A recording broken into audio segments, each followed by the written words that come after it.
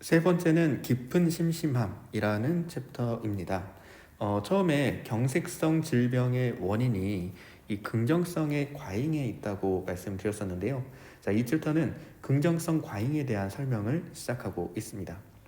이러한 긍정성의 과잉은 지금 여기 보시는 것처럼 자극, 정보 혹은 충동의 과잉으로 표출되기도 하는데요.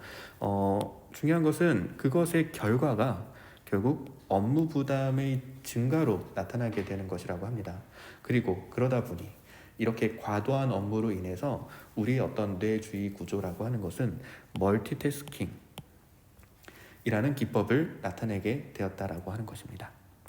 자, 사실 이 멀티태스킹이라고 하면은 여러분들이 더 똑똑하고 능력 있는 것처럼 생각하게 됩니다. 특히 정보화 사회에서 멀티태스킹은 마치 진화한 인간일수록 더 잘 갖춘 그러한 능력으로 보는 경향도 있습니다. 하지만 저자는 이러한 멀티태스킹이 오히려 문명의 진보가 아니고 퇴화한 결과라고 이야기를 합니다. 멀티태스킹은 말하자면 야생의 힘없는 동물이 자신의 그 위협으로 인한 어떤 경계를 늦추지 않고 먹이를 먹거나 새끼를 돌보는 등의 일을 하는 형태라는 것입니다. 사실 생각해보면 인간은 사유하는 동물이기 때문에 다른 동물들과 구별됩니다. 야생에서 무엇 하나 집중하지 못하고 경계를 늦출 수 없는 그러한 동물들은 절대로 사유를 할 수 없을 거라고 합니다.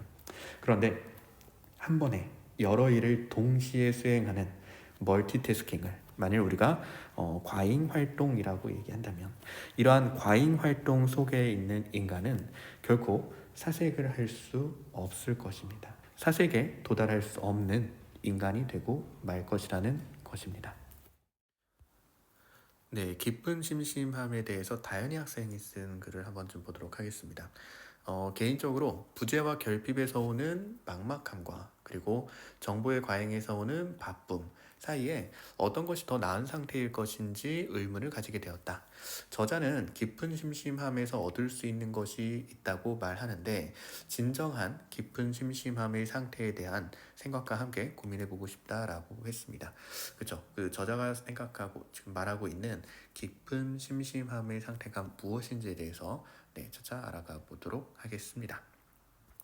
자, 그 다음에 제이가 써준 글인데요. 여기는 이제 이 해당하는 부분을 읽고 지금 어린 왕자를 떠올려서 같이 생각해 볼 만한 다른 내용들을 소개를 하고 있습니다. 제가 지금 시간 관계상 다 읽지는 못하더라도 여러분 꼭 한번 여기 부분을 유념해서 이렇게 봐주셨으면 좋겠습니다. 그리고 또 한 가지 인상적이었던 거는 우리가 맨 첫 시간에 배웠던 작품이죠. 우리가 간신히 희망할 수 있는 것이라는 글을 같이 봤었는데 그것과도 연결지어서 이렇게 생각을 해주고 있었습니다. 뒤에만 한번 보면 많은 시간이 소요되는 사색을 견딜 수 없는 현대인들에게 과장된 고전 해설이 얼마나 큰 유혹으로 다가올 수 있는지 다시 한번 알게 되었다라고 이렇게 또 생각을 확장해서 이야기를 해줬습니다. 네. 자, 그 다음에 연수 학생이 쓴 걸 볼게요. 바쁘게 지내는 시간이 분명 존재하는데 이럴 때마다 스스로 무언가를 천천히 조금씩 고민하기란 어려웠다. 현대사회에서 찾는 그 여유가 어쩌면 현대인의 삶에서는 느슨한 하루와 깊은 심심함이 분명히 필요하지 않을까. 기계적인 분주함에서 벗어나서 자신과 주변을 살피고 또 스스로를 돌아볼 수 있는 시간은 언제나 필요하다라고 해서 어떤 본인이 느끼는 그 솔직한 감정을 가지고 잘 이야기를 해줬습니다. 네, 고맙습니다. 자, 그 다음에 아마도 유진이가 쓴 건가요? 네, 예, 그쵸. 예, 유진이가 쓴 건데, 자, 길게 써줬는데요. 저는 이 부분만 잠깐 읽어보도록 하겠습니다. 원시적인 생존을 위한 멀티태스킹이 어째서 21세기에 다시금 각광받게 되었을까? 라고 그 주제를 얘기를 해줬고요. 그리고 거기에 대해서 특이하게 자본주의 체제에 문제점이 있지 않을까라는 또 이렇게 새로운 생각으로 더 이렇게 확장해서 이야기를 해줬습니다.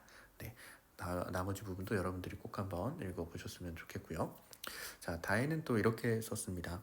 오히려 멀티태스킹이 가능해지는 것이야말로 내가 발전했음을 의미한다고 예, 생각했었다.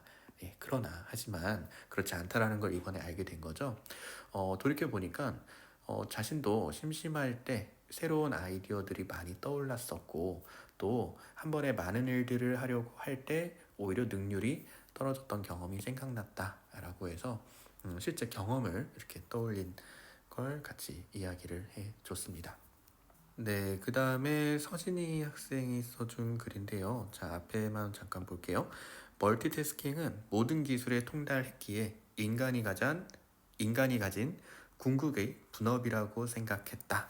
라고 했습니다. 그런데, 뒤에 알고 보니, 네, 현대인들에게 이토록 생존의 위협을 느끼게 하는 것은 무엇일까? 라고 해서, 네, 우리가 앞으로 이제 알아가게 될 그 내용들에 대한 이야기를 해줬고요.